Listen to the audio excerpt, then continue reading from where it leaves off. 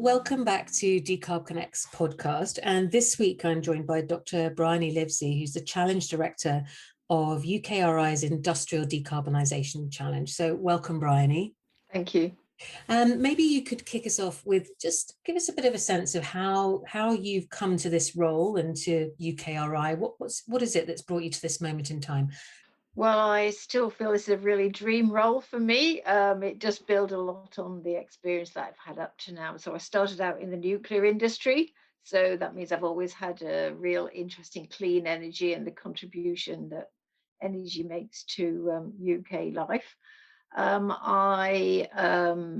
part of that, moved into looking at international business around clean energy and eventually ended up head of new technologies at Costain. And as part of that role, I was really involved in the work we were doing on carbon capture and storage and many other related activities, and got the chance to be involved in some of the major things going on in the UK at that time. So I got the chance to see a lot of projects kicking off and becoming unsuccessful for various different reasons. And so when the opportunity came up to take on this role and actually make something happen, it was a really fabulous opportunity for me. Just bear in mind, we do have international listeners as well as those from the UK. So just give us the kind of elevator pitch for UKRI and what role does it play in decarbonisation? Well, UKRI is the government-funded organisation that funds most of the research and development that goes on in the UK. So it's a massive amount of funding, over £7 billion a year. And as part of that, we have one of our flagship programs, which is called the Industrial Strategy Challenge Fund, which has around £3 billion. So really major funding designed to completely transform some of the key industrial sectors of the UK, looking at all of the challenges in doing that. So not just academic research, but things like policy, economics, what new technologies need to be brought along, what have we already got, and all kinds of complicated questions around social impacts and so on. Most countries that we interact with and speak to have a similar kind of organisation. Is there much collaboration between these comparable groups, or is it very much nation focused? There is international cooperation in some areas because, of course, all of the world is trying to decarbonise to a certain extent, and obviously the UK has a lot of information that can be shared on that. And of course, naturally, there would be academic shared collaborations and so on. I think a lot of the collaboration is quite informal these days and not quite as formalised as it used to be in the past.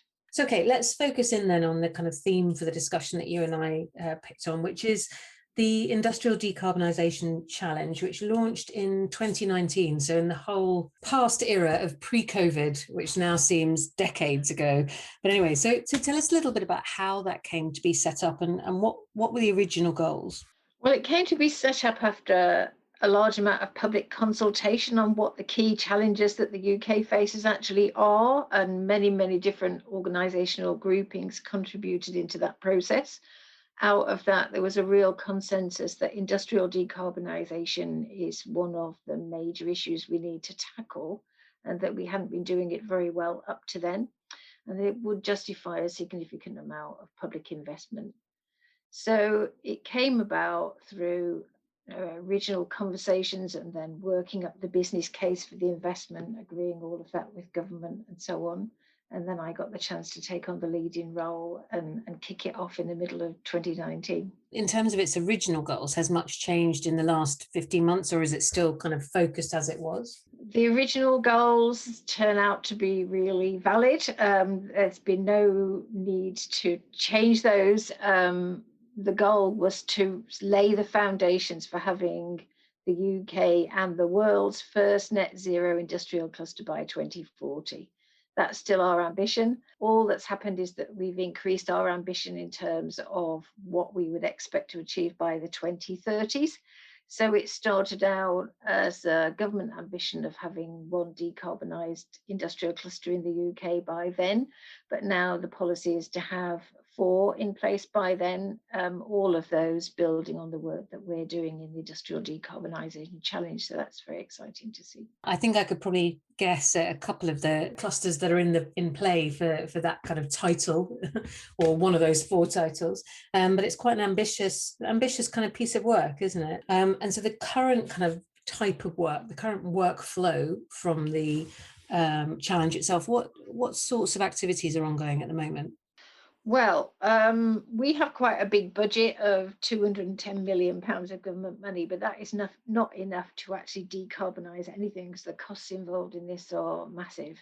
So what we're really trying to do is lay the foundations for justifying further investment in this area by both government and industry, as everyone's got to play a part.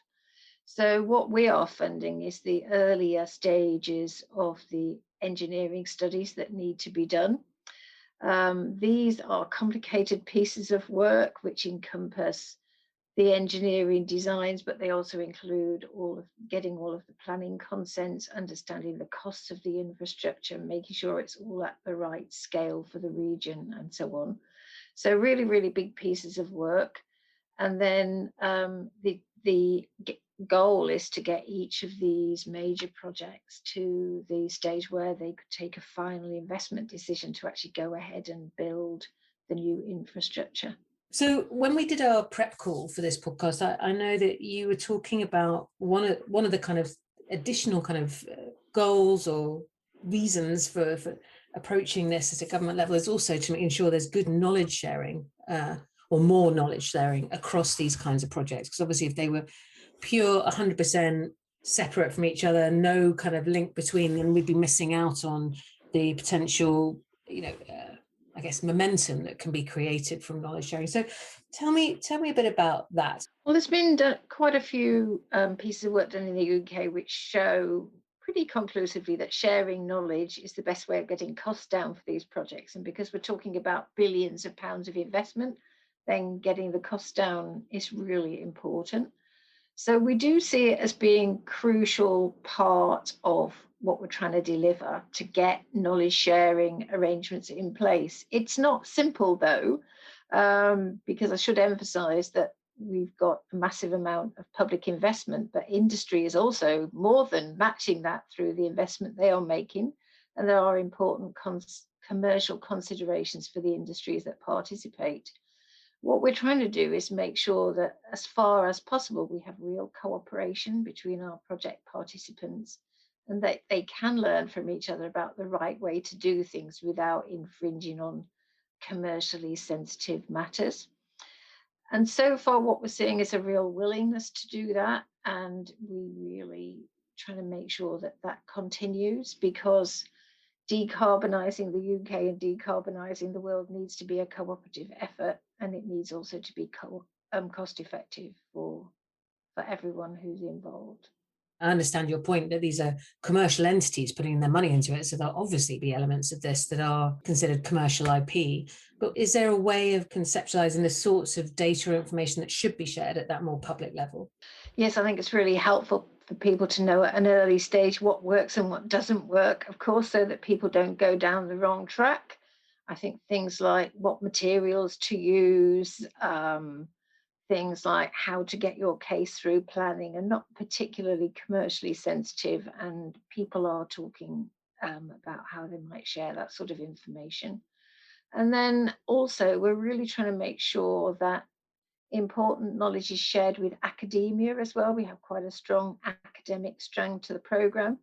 And what we can see in the past is a lot of academic work in this area has been really founded on general information rather than specific information, which can lead to real misunderstandings of costs and benefits from different approaches.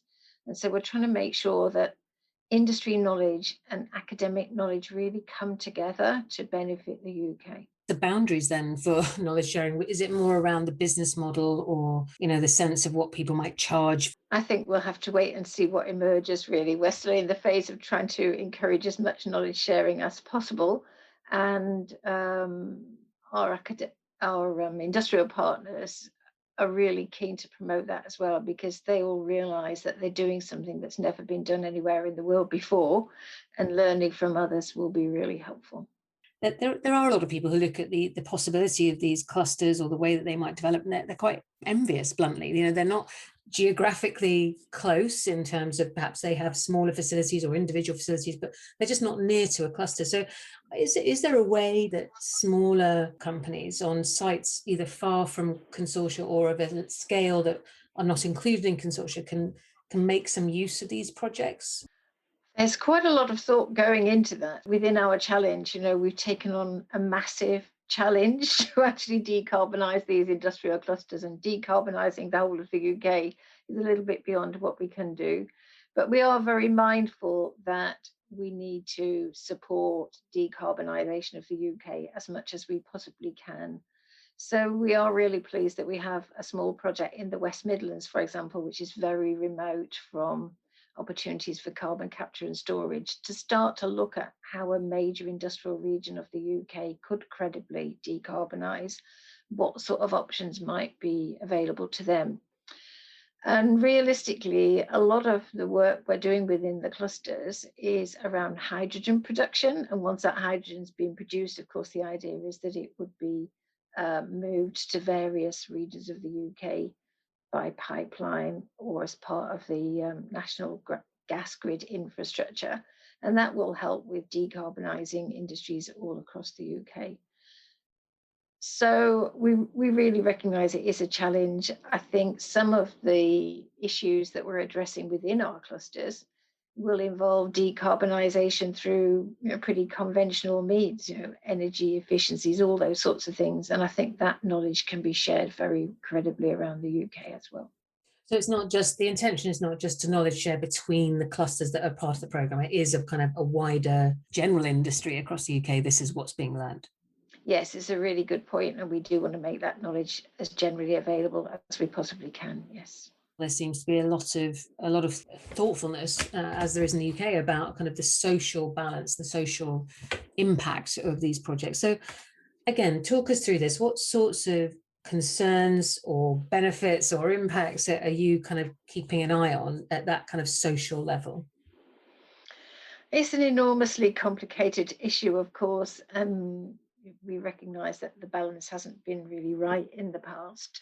The way I look at it is, whatever happens to decarbonise the UK, there will be a huge amount of money, public money, being spent on making that happen.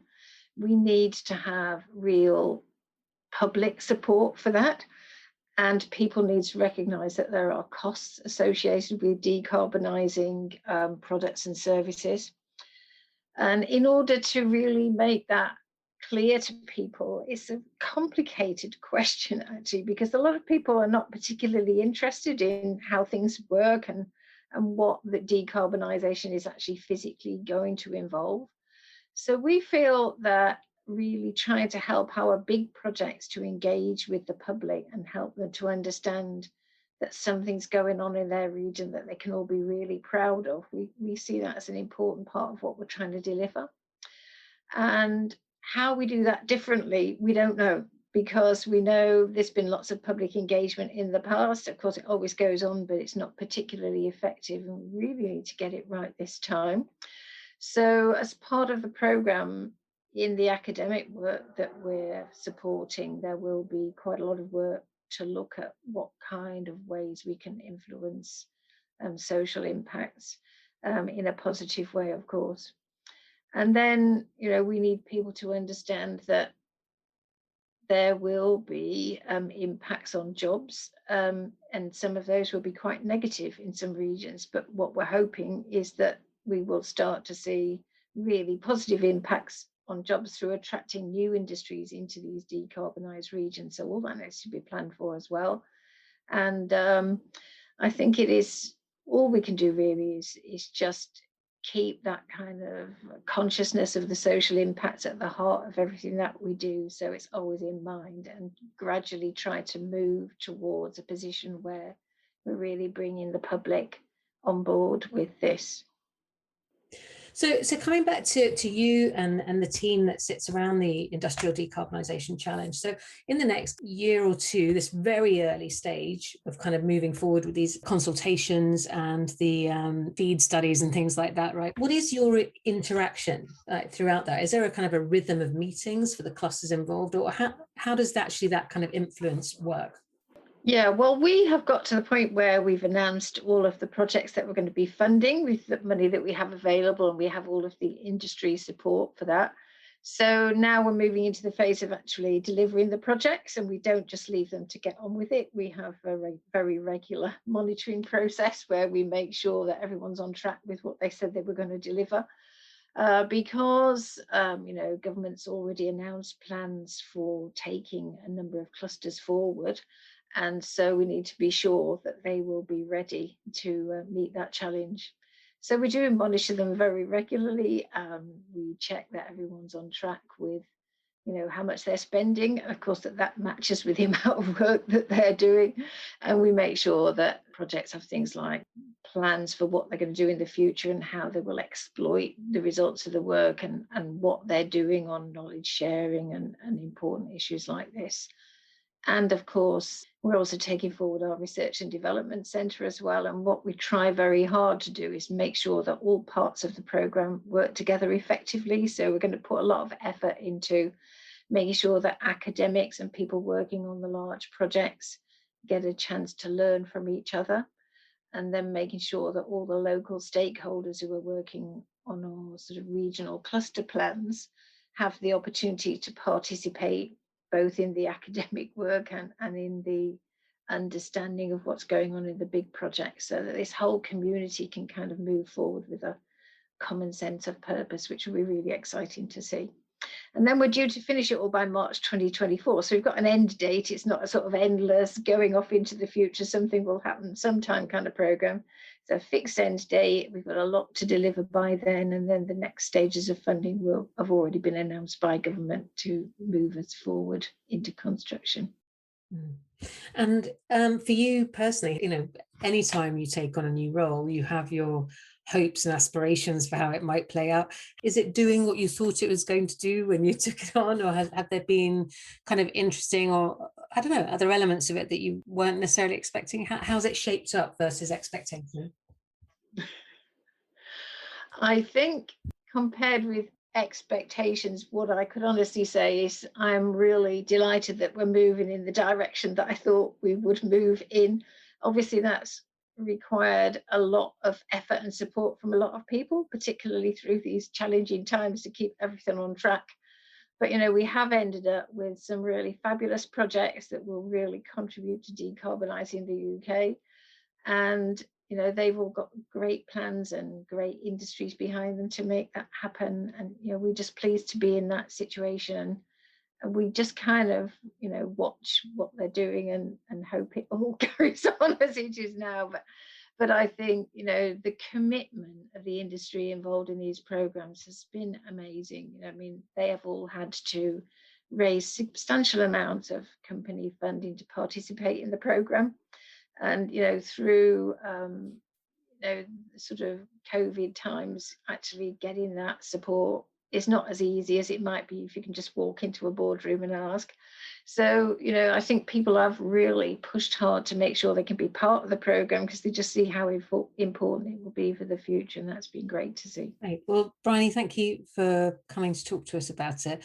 I kind of reserve the right to maybe reach out again, perhaps sort of a year or 18 months down the line, and sort of see if there's an update we can have then, because you're really up close and focused on these projects. But even from where we sit, kind of looking into the industry, as you say, we see that energy and we see that commitment, and I think it's fascinating. I think sometimes it's not very evident to people that don't have contact with these kind of heavy emitting industries that they're serious about it. But we see that. So I think it'd be interesting to see how the next 18 months, 12 to 18 months goes, because there's a lot that needs to be done. But yeah.